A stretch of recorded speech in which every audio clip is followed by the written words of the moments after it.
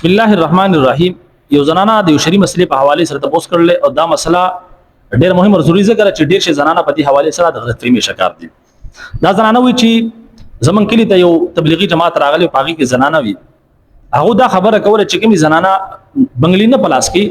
نو داسې زنانو د لاس خراس کاک جایز نه دي.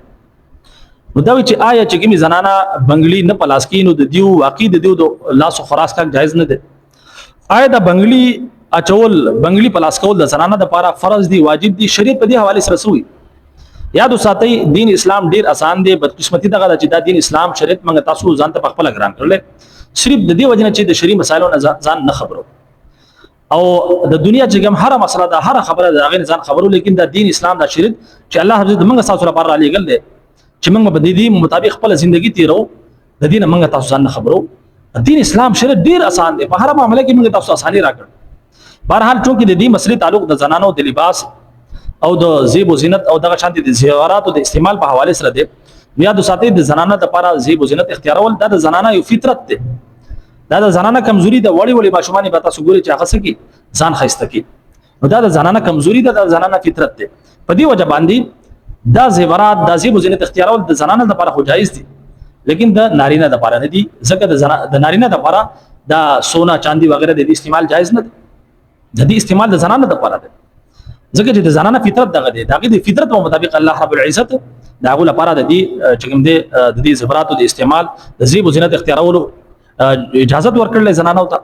لیکن دغه شریعت کې بیا قیود دي حدود دي یعنی د نامحرم مرد د لپاره د نامحرم نارینه د لپاره زنانه په کار نه چې هغه زیب و زینت اختیار کړي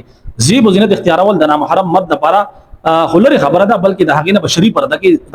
خپل چې مخ دی هغه به پټي د چهره پرده به هم کې داسې کسنا. بهرحال زنانه چې کوم زیب و زینت خپل خاوند لپاره کې چې اختیاري نو په دې کې ډبل ثواب دی بلکې شریعت دین اسلام په دغه حواله سره راهنمایي کړل زموږ ساسو نبی علیه الصلاۃ والسلام فرمایي چې کوم زنانه اته نارینه وګوري خاوند ورته وګوري او دا خپل خاوند خوشاله کی یعنی ظاهر خبره ده پس هغه نه به خاوند خوشاله کی چې دی خپل خاوند ته چې کوم زیب و زینت اختیار کړي ځان ته خسته کړي نبی رسول الله صلی الله علیه وسلم زنانه تعریف کړل چې دا ټول نه بهتر زنانه ده سمجھ کې خبر راځي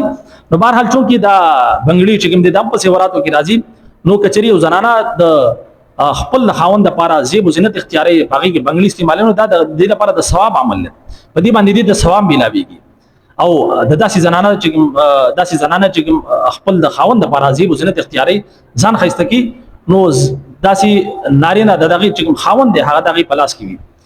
او ډیر شه زنانه داسې چې غزيب و زینت نه اختیاري خپل خاون ته زیب و زینت نه اختیاري ځان نه خسته کی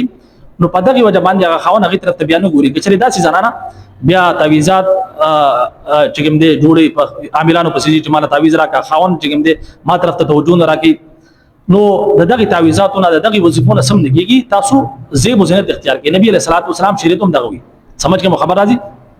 بهرحال خپل د خاون لپاره زیب و زینت اختیارول او دغه چاندي د زیورات وغیرہ استعمالول د دې ترغیب دین اسلام شریعت راکړل زنانه ته لیکن دا فرض واجب نه دی بلکې دا مستحب عمل دی سمجھ کې خبر راځي. اوس څنګه چې د بنگلی په حواله سره د زنانه ته پوښتل نو بنگلی استعمالول د زیب و زینت اختیارولو لپاره د مستحسن عمل دی ثواب عمل دی کچري زنانه خپل خاوند لپاره د زیب و زینت اختیاري لیکن کچري استعمال نه کړو بنگلی نه پلاس نه کړو دا څه کبیره ګناه نه دی دا فرض واجب نه دی سمجھ کې خبر راځي د دې استعمالول د مستحب عمل له بهتر دغه چې زنانه دا زیب و زینت اختیار کی دا زیورات استعمال کی خپل د خاوند لپاره خپل د خاوند خوشمندي لپاره چې خاوند دین خوشاله شي په دې باندې د ثواب ملاويږي لیکن کچري استعمال نه کی دا بنگلی وغیرہ نو صدا سے نه دي چې د لاس خراس کا جایز نه دي یا د ګناه کارو کو دا سینه دا بلکې بهتر دغه چې دا بنگلی وغیرہ یا دا زیورات وغیرہ استعمال کی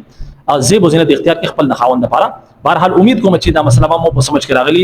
اجازه راکړئ. السلام علیکم ورحمت الله وبرکاته.